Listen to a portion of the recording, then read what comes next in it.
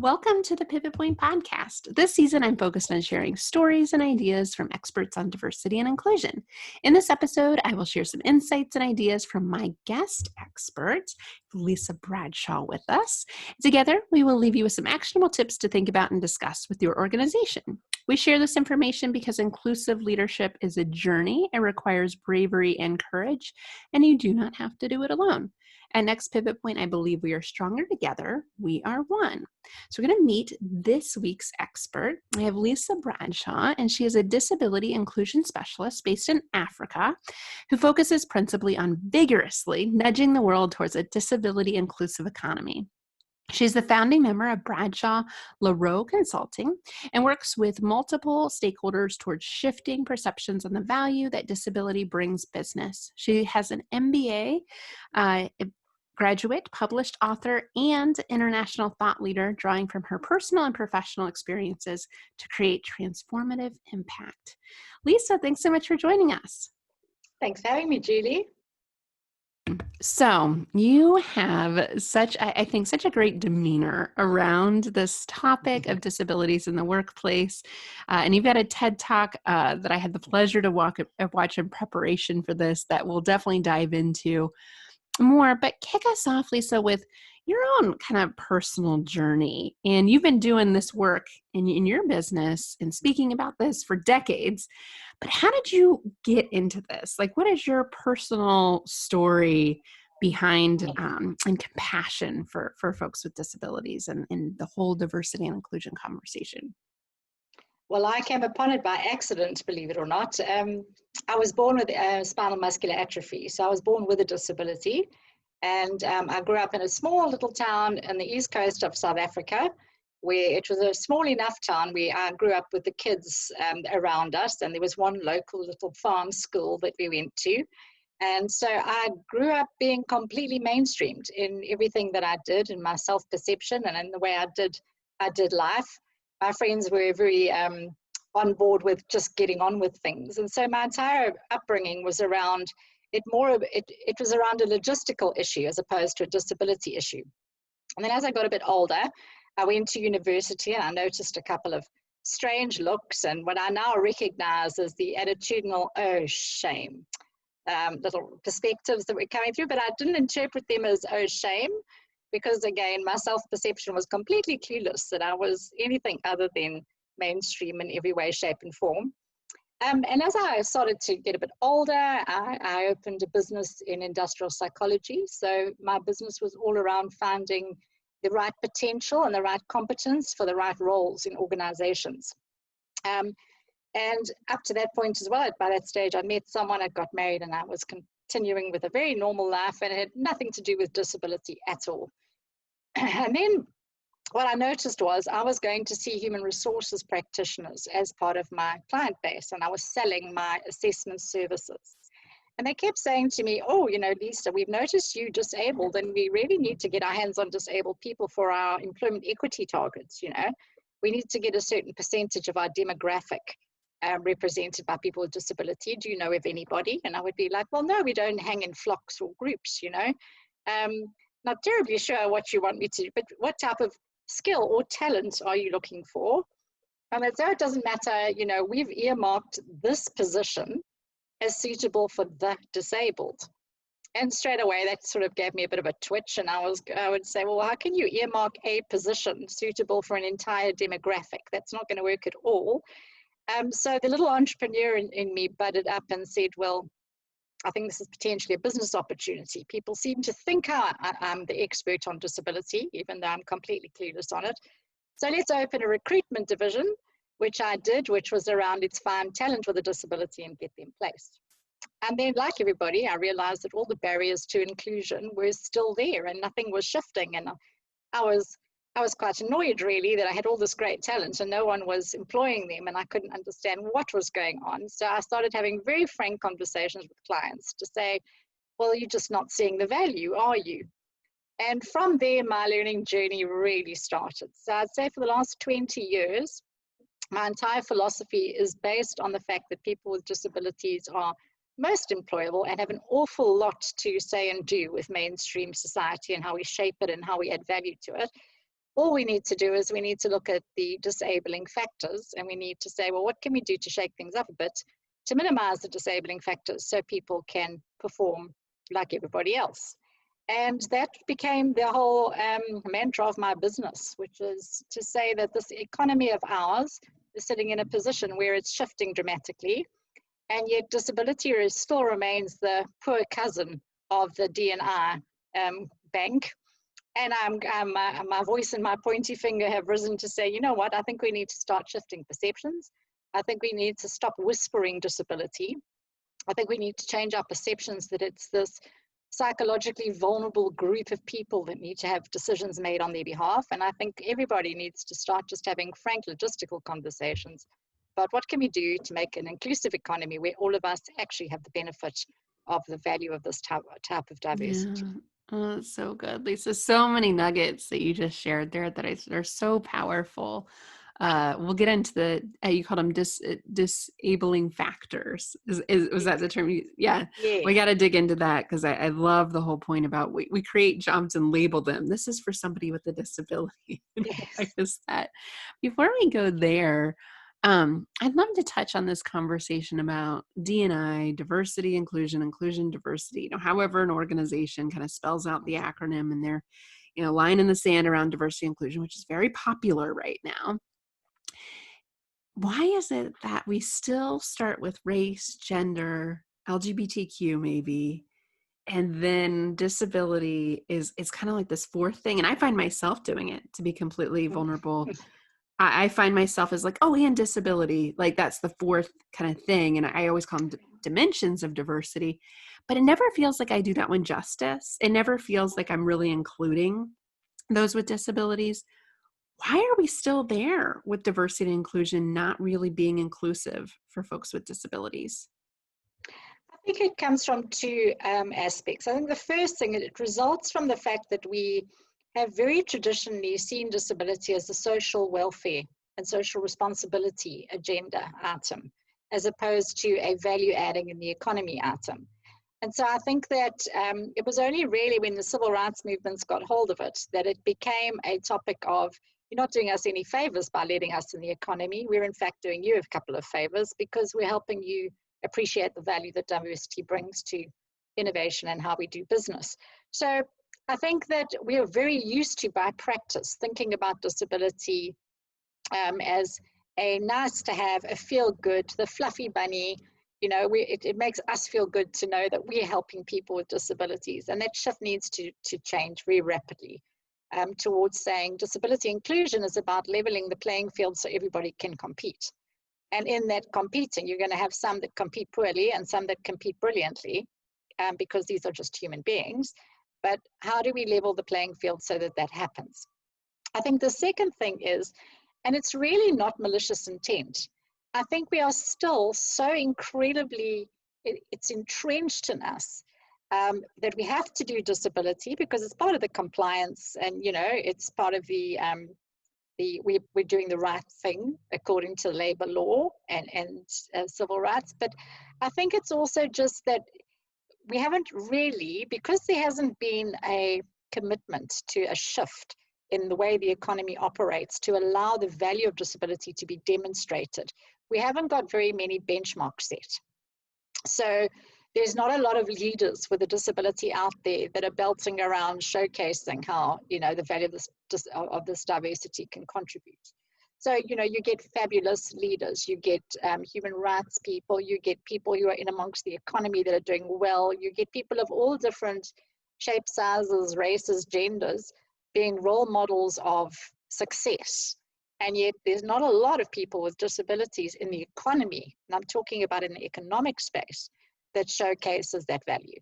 So for me, it's two things. Firstly, it's a bit of a catch, it's a vicious cycle. We're not going to see those people with disabilities entering the job market and clubbing the economy and setting those benchmarks of excellence as role models and thought leaders until we level the playing field. But we're not convinced that it's worthwhile leveling the playing field because we haven't got the case to support the investment that's required and the hassle factor that's required in the journey. Yeah, I often talk about the business case and the human case for diversity and inclusion. And you've got some powerful stats on just how big folks with disabilities are as a part of our population and how vulnerable we all are to Yeah. that happening to us, to having a disability someday. So 70%, right, of disabilities are acquired in your lifetime. You're not born with them. I thought was really an interesting way to look at that.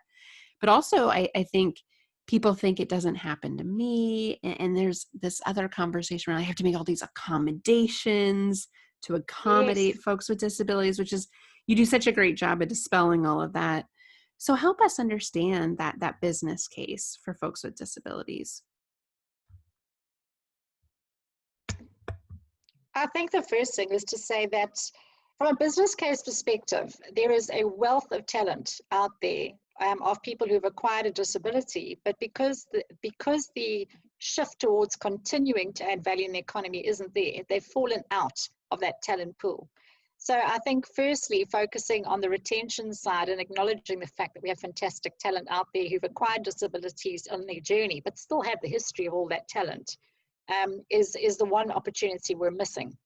But if you have a look, I think it was Rich Donovan from the States that came up with a fantastic analogy, and he said that disability, the market of disability, is a population the size of China.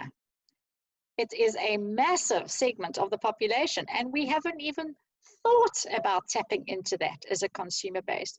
I'll just give you one small example. So I want to go on a holiday destination. We were chatting earlier about going on holiday. The first thing I'm going to do is, let's say I want to go to Bali for a tropical island experience. The first thing I'm going to do is I'm going to go and Google wheelchair accessible accommodation in Bali. Right. I'm probably going to get a couple of hits, and then I'm going to go really wheelchair accessible accommodation in Bali. Okay. In other words, it's not just a tick box. They've done it properly. And I'll determine that by going to the websites that have a video documentary of what their bathrooms look like, what their access is like. And I will determine how accessible they are based on the video and how they've demonstrated it. Okay.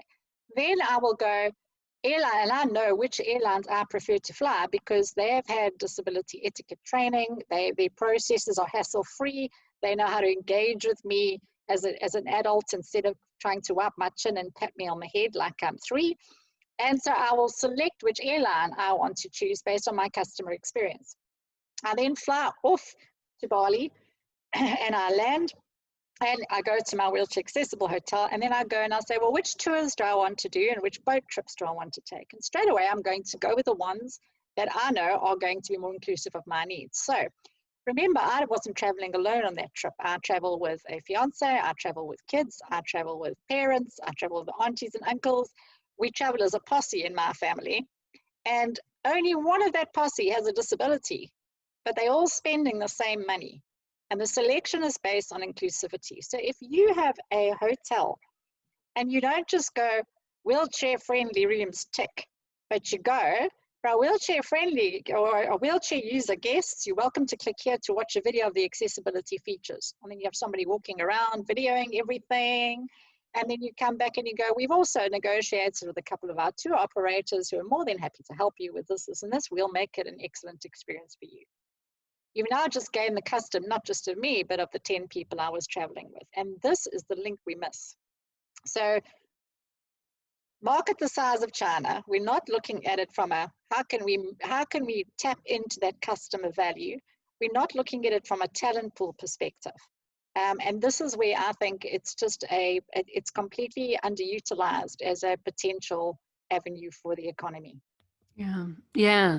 All that lost potential. And I like too, you do a nice job in your work of showing how companies have to stand to benefit just as much as they do their tie to corporate social responsibility and sustainability. It feels good as a part of your brand to truly be representative of all people. And with a massive amount, I think you said 8 to 10% of the world's population. I've seen some stats here in the US, and I think it's cognitive disabilities they get added to the mix, push it up to like 25% of our Yes, yeah. population is estimated to have a disability. And that's a huge part of our population to leave behind. Mm. And such a huge unemployment number, too. One thing I'm curious about, Lesa, being in the throes of COVID and the pandemic world with virtual work, how is this? I would suspect that this would increase accessibility for folks with disabilities, but have you seen anything happening within the current kind of climate work environment that we'll learn about for the future of folks with disabilities?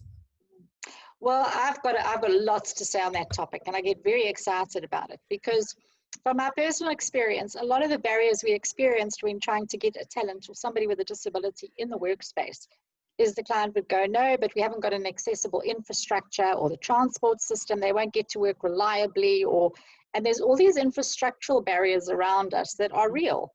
And to try and get rid of those barriers for an employer is not always feasible from an economic perspective in the short term. And they need that talent right now. So they must make an employment decision now. So there's been a lot of conversations with clients now that COVID has happened, where I've said, you know, that conversation we had about 5 months ago when you said you wouldn't accept the virtual office option and the working from home flexibility. What do you have to say about that right now? Because COVID has demonstrated is the rapid pace at which we have been able to shift our economy in response to a change demonstrates that it was a complete lack of motivation and commitment to the shift as opposed to a lack of ability to shift. So those excuses aren't going to work anymore. You're going to be a lot more convincing. The second thing it's done is it's made the versatility of the way we do business a lot more inclusive. It has the potential to be incredibly inclusive. Now, I just have to watch myself on my first Zoom calls about 6 months ago. And I experienced what it was like to have a learning or a cognitive disability because I am completely ineffective in IT. And I had my 15-year-old trying to explain to me how to tap around these computers at a pace at which my brain could not, it's technology. I'm not born with this natural intuition of how to figure this out. I'm now the expert, but that was a very steep learning curve.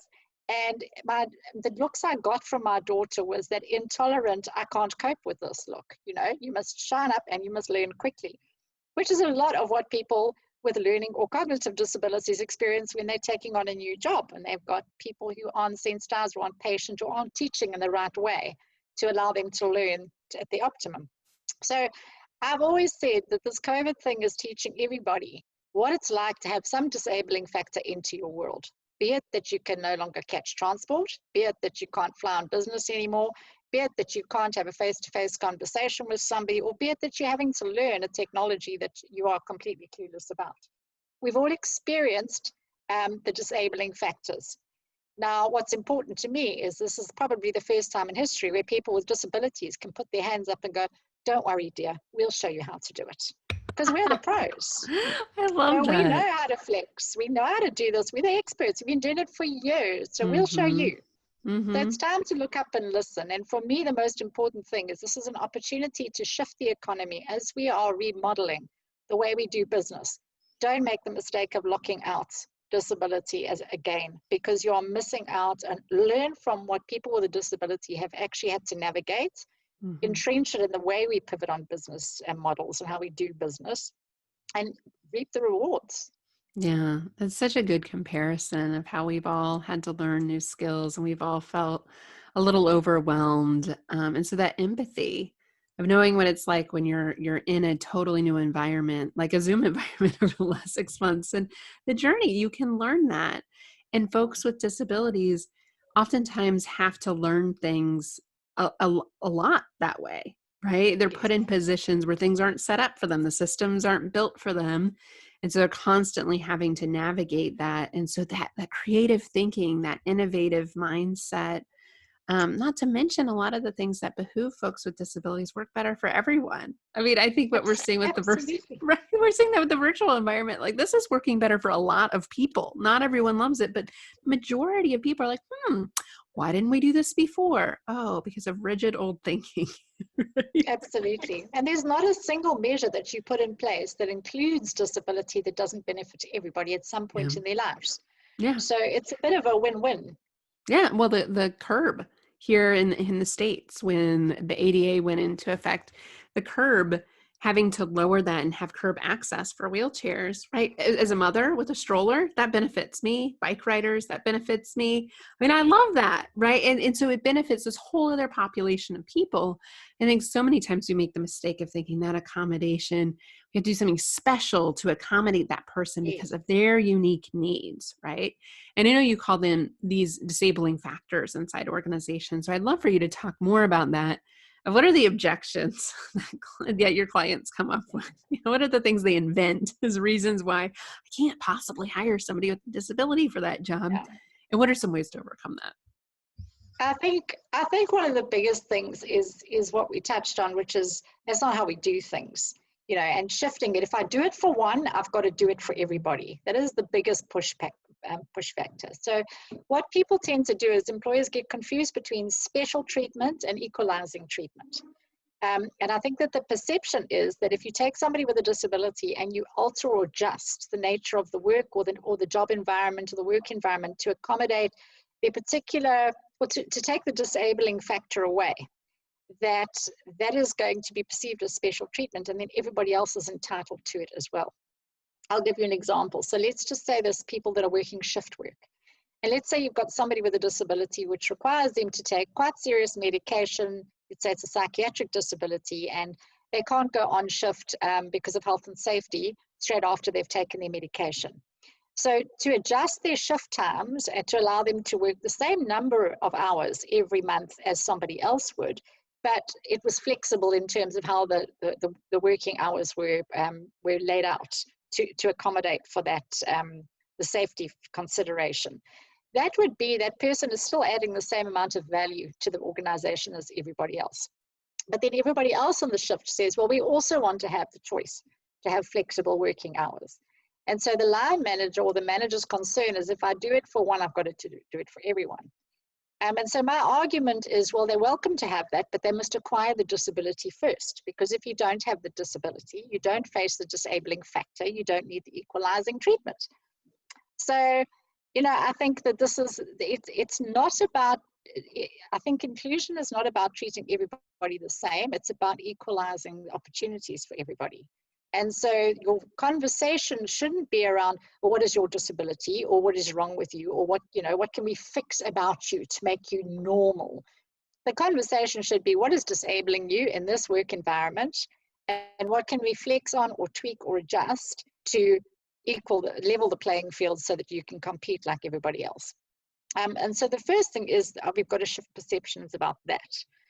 The second thing is, and it's always my favorite, is the fear of the customer response. So when you've got somebody with a disability in a customer-facing role, I mean, my favorite, some of the questions or requirements I've had from my clients would be start the conversations. Can we have somebody with a disability? They must be Black and female, because we must tick our employment equity boxes, all of them at the same time. And we can accommodate somebody whose one leg is shorter than the other, because in their perception, that fits it beautifully. It's not too disabled.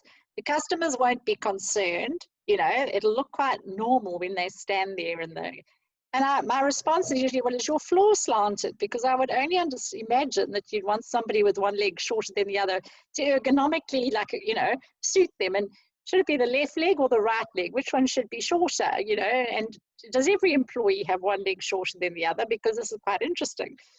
So, but the reality is people have these perceptions about what type of disability they can accommodate, what type of disability is acceptable to a customer. And my argument is you're not measuring whether the individual is within the comfort range of the customer. You're measuring the customer service. So if you've got somebody who is hearing impaired or completely deaf, and they've got a client talking to them, and they're trying to respond to the client, but the client doesn't understand them, then the protocol is to have a sign up saying, I'm hearing impaired or I'm deaf, I'm probably not going to know what you're saying. Give me 1 minute and I'll call a supervisor. And you do it with a smile on your face, you nod, you have all the right positive affirmation. The supervisor then comes and has a discussion with the customer, and the customer has experienced something positive. Okay, it's about customer experience. It's not about staying within the comfort zone. The same way as you wouldn't accept having a racist customer come and say, well, I don't want to be served by a Black employee. You would say, excuse me, the employee is excellent at what they do. You have a right to complain about poor customer service, not about who we select to do the job. And we need to start getting our head around the fact that that is exactly the same with disability. The more exposure you have to the diversity of disability, the more everybody stops panicking. The more you have conversations with people and you recognize the person, not the stereotype, the more normalized the conversation becomes. The more normalized the conversation becomes, the less people whisper disability, and then you stop seeing the disability and you start recognizing the individual and the disabling factors as two separate things. That's inclusion, and that's where we want to go. I like how you call disabilities as just diversity. And I think sometimes we put it as this extra thing, kind of like I've been doing, is this extra thing that doesn't quite fit. I want it to fit into the umbrella of diversity and inclusion. But because I personally haven't experienced it, and I don't have a close family member or someone in my life that's experienced, certainly I know plenty of people that have experienced it. But I think for able-bodied people, there's just this vulnerability of like, I don't get it. I don't understand it. Right. And so that's what you do such a beautiful job of with your stories and your examples. Like, oh, I get that though. That's not so hard. So the more we talk about that, the more we have a dialogue about that, the better we will be increasing your comfort. We know with race, white people, the more people of color they know, the better they are at having conversations about race. Same kind of thing. So getting comfortable with these issues. So Lesa, in wrapping up today, I'm curious for able-bodied folks, for folks especially in HR and making hiring decisions and policies, which I know you don't love about folks with disabilities, what are some ways that they can get more comfortable understanding and participating in this conversation versus whisper? Like I think you label it really well. We tend to whisper, we tend to shy away from it. How can we get more comfortable? What can people do? I think the first thing you need to do is you need to make sure that the conversation happens regularly and often. So if you're going to have in your daily conversations, if you're going to do an advertising campaign, make sure that people with disabilities doing everyday stuff are included in that advertising campaign. All right, don't have us climbing a mountain and then go on to be all inspirational, because most of us are not inspirational. I have no interest whatsoever in climbing a mountain. That's why they invented helicopters. And don't make us the person sitting with the cup, begging for charity, because although, like everybody, there are people who require charity, it's not synonymous with disability. So have us eating breakfast at the breakfast table in part of your advertising campaign if you're advertising a cereal, or have us draped over the hood of a Porsche if you're wanting to advertise a car. We're good at that. We stay where you put us. It's very nice. So my point is, have us everywhere, because when you start seeing disability everywhere, you stop noticing that it's different. And I think with your children, and when you have conversations in your social groups, and I'm talking about even with your teams at work and so on, stop panicking, stop shushing. My favorite thing is always when a mom and a small child approach me, and the mom's giving the child that look that says, oh gosh, I'm terrified they're going to slip it. They're going to say something, and the mom goes, Mommy. The child goes, Mommy, why is that lady in a wheelchair? What's wrong with her? And you see the parent cringe. It's the same as in the workplace when people do that. I see the same response. Relax, take a breath, laugh it off. Just go, well, I suppose they're in a wheelchair because they can't walk. That is a fact. But why can't they walk? I don't know. Could be muscles, could be nerves. Everybody's different. It's a completely normalized conversation. So my point is that if we start talking about disability in our general day-to-day conversations, in our product development conversations, in our customer service conversations, in our marketing campaigns, in our IT systems, if you're going to bring a new IT platform into your business, is it inclusive? Is it an accessible technology? Is it something that people who use Zoom text readers are able to access? Is our website inclusive? Then you stop panicking. It starts becoming very normalized and everybody just gets on with it. And so that is my thing, is there shouldn't be separate disability policies. There shouldn't be separate disability anything. It should be additional steps put in your existing policies and procedures that give cognizance to the fact that it requires a bit more tweaking to level the opportunities. And that's really, I think, the conversations you need to be having. Yeah. Ah, so good. So good. Yeah, weave it into your everyday. And yeah, I personally have so much passion around the conversation with children. So I'm glad you mentioned that. I have a 6-year-old that asks and says interesting things. And I really try to lean into those conversations Yeah, instead of fear from them. But it is a wild card what kids are going to say when they notice a difference. That's how our brains work. We notice differences, we see you do. color, we see And it's how you difference. respond that Hmm. that determines the emotional connection they give to that Yeah. difference. Yeah. If it's just business as usual and it's described factually, it doesn't have an emotional reflex of, oh gosh, shame, that's terrible. I Yeah. always laugh when I'm made the subject of unlucky. So when you look at your child and you go, she can't walk now, maybe shame, and do you see how lucky you are? Because Mm. by default that makes me unlucky, and I'm tremendously lucky actually. So even in that response, we need to learn to lighten up, laugh a bit, relax. It's just diversity. Describe it factually, Mm. and move on and stop apologizing for it. You know, I Yeah. always laugh So and say I'm going good. to be the sexiest woman in the old age home because by the time I get there, I'm going to be well practiced, and all of the pedestrians are going to be struggling to maneuver their wheelchairs and get around on their crutches, and I'm going to be the hottest girl in the old age homes my time. Well, you'll be an experience for sure. Oh, that's so good. Such great tangible nuggets for our listeners to take action on. And I know for me, so much to unpack here. And this is reinforced in Lisa's TED Talk, which we'll link to in the show notes. So be sure to check that out. She has a great sense of humor about this, which I think is so appreciated that we can have fun while learning about something that's as sensitive as this topic. So thank you for bringing joy to the work you do. And I agree. You know, we're so lucky to get to do this work. Isn't it just such a fun time to have this conversation? It's an ongoing conversation. We'll be having it forever, but I'm Yes. so thankful there's people out you that bring such a great energy to it. Thanks so much, Julie. Tell our listeners, Lisa, how can they follow you, stay in touch with you? So I've got a cheeky blog page on my website, which is www.bradshawlarue.co.za, and I'm sure Julie, you'll pop A that link to that. Yep. email address. Yeah, great. And there's a blog page where I give a couple of points to ponder every month.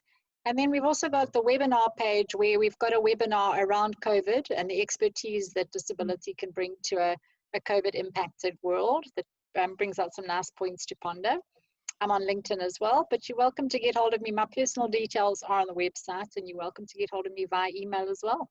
If you have any Thank, questions? thank you so much for that. I'm sure the blog is as humorous and as full of energy as our conversation was today. So definitely check that out, listeners. And thanks, Lisa, for being on the show. Such a pleasure, Julie. Thanks for having me, and take care.